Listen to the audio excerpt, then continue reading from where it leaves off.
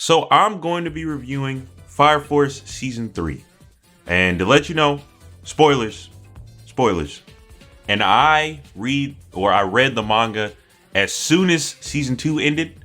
That was like the second manga I completed. First one was Demon Slayer. But Fire Force Season 2 was good, ended on a decent note. Season 3, the beginning was kind of rough. I'm not going to lie to you.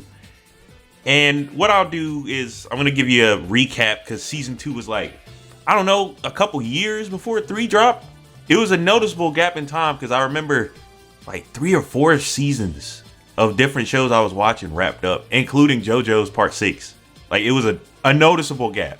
So here's how this is going to go. I'm going to give you the good, the bad, after I tell you about the show. And then I'm going to finish up with kind of my final thoughts. So the season starts with Captain Obi getting arrested. And then Burns joins the Evangelists, completely switches up. The 8th teams up with Joker, and they basically storm the prison he's at and save him. And there's a big showdown between Shinra, Joker, and Burns. Joker was kind of more hands-off than anything else.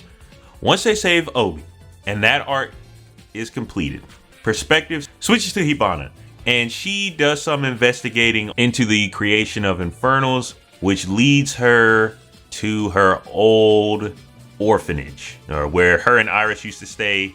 Turns out Lady Sumire, who was the old caretaker of the orphanage, has been experimenting on the children there, or was experimenting on the children there. And that's the reason why the place burned down, because some of them turned into infernals. She's revealed to be a pillar who was around when the first cataclysm happened, and she was attempting to create a new pillar and spark the cataclysm this time around. From there, the Evangelist plan to create a new cataclysm kind of gets set in motion. Kaiju rises from the ocean. They introduce some crazy characters like Fairy, which I didn't get his powers. His design is hard though. And then the season ends with Shinra. It ended about where I thought it would in the manga, but I kind of thought they would go maybe like a little further from where they stopped. So Shinra has an Adola link with Inca, and they go back in time to see what happened with the initial cataclysm. And this is all happening while he's unconscious because he gets point blank by Juggernaut. And during that period, that's when he has the Adola link. Him and Inca go back in time and see what the first cataclysm was like. And that sequence was actually like peak fiction. The animation in it, everything was fire. And then the scene where Shinra's looking at his hands, he's going insane. It's crazy. Right after that happens, Shinra wakes up in a bed, and we kind of cap off the season there. It's revealed that it's been a couple months later in the future, and a couple of events have already transpired, leaning closer to the cataclysm. And that's where we end the season. Mind you, this is core 1 of the final season, and we do not have that much left in the story. Okay, let me start off with the good before I get negative. So we had some highlights of the season. The animation was really good for the most part. We had highlights like Kurano cleaning up that kaiju. We had Arthur versus Dragon. That was actually heat. We had Dragon basically throwing out a final flash, then Iris blocking it with her ability unknowingly. That was done very well. Sumire basically blitzing the dude with the dang, I always forget his name. Dude with the trumpet. Yeah, he got flashed. Fairy's introduction, his abilities and everything. We got Sho starting out the fight with that man Fairy, jumping on arrows and everything. Sound effects are always going to be there. It's Fire Force. David Productions always key with the sound effects. Joker was on screen. I like Joker.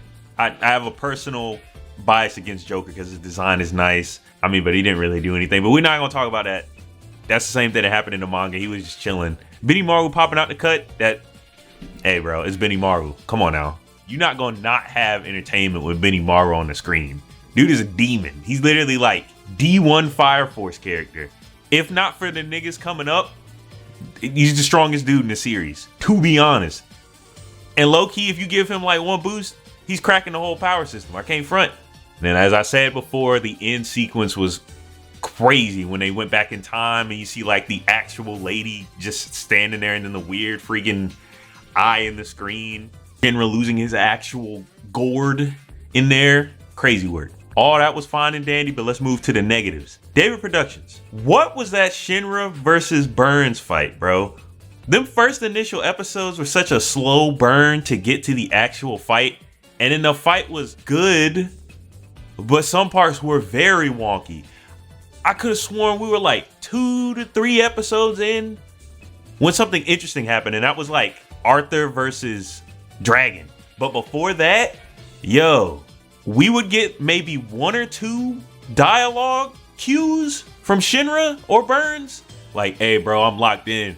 And then Shinra's like, bro, why are you being such a goofy right now? Stop being a hoe. And then we cut back to these niggas trying to fight the dudes at the gate. The manga, bro, they got blitzed in a couple pages. The gold hand. I get the whole plan with Tamaki, but oh my God, I hate Tamaki, bro. It's not even the aspect that's like, yo, this is too much like flagrant fan service. It's not even that. It's not even that, because I already know what she is. Lurcher lure, whatever. Or Letcher lure. I don't care. I just don't care about Tamaki. That is because, and it's in the manga too. I know it's in the manga. Bro, nigga, you trained. You learned your own version of what is essentially a fire Rasengan. Whatever. You don't have hands? That's the only reason I don't like Tamaki. She cannot throw hands. I like every other female character in the show, minus Inka, because she's actual human filth. Even the chick with the zombie powers is better than Tamaki. She's just there to do a punch, throw a kick, and then her whole like outfit just explode on impact with the air, just for no reason. Then on top of that, it was these random cuts to something way more interesting that I wanted to see, just for me to not get to see it until like 4 or 5 episodes in, and it wasn't as crazy as I thought it was in my mind. Because, mind you, I've been sitting on this for like, because I read it. The fight was crazy. I read it and I was like, yo, when they animate this is going to go so stupid. I get in there, I finally see it animated. Yeah, it's hard, but some parts are hard to watch. Like, it was like sloppily moving parts. It looked like the sequences were just like not it in some aspects. But to get the point across, yes, the fight was okay. Was I impressed with it? No, there are way better fights in Fire Force. Season 1 Sho versus Shinra was like the fight at the time. Season 2, we had Shinra and Ogun jumping the freaking Infernal. And Shinra just one taps him with a kick. He's gone. He's out of here. You got sequences like this man Sharon tanking the freaking beam and shooting it into the moon. That was insane. And then we get to season 3. The best visual parts of the show are Kurano clapping a Titan, just cooking that man, and a couple of like build-up fights. Like, everything's build-up. I'm like, yo, what am I looking at right now? No way. Other than that, once we started getting going, I was like, okay, it's Fire Force, we're back in here. But that threw me so bad. I was like, ain't no way we doing this to this fight. Because I was watching it, I was like, yeah. And then I was like, no. What happened? Little hiccup, it's whatever.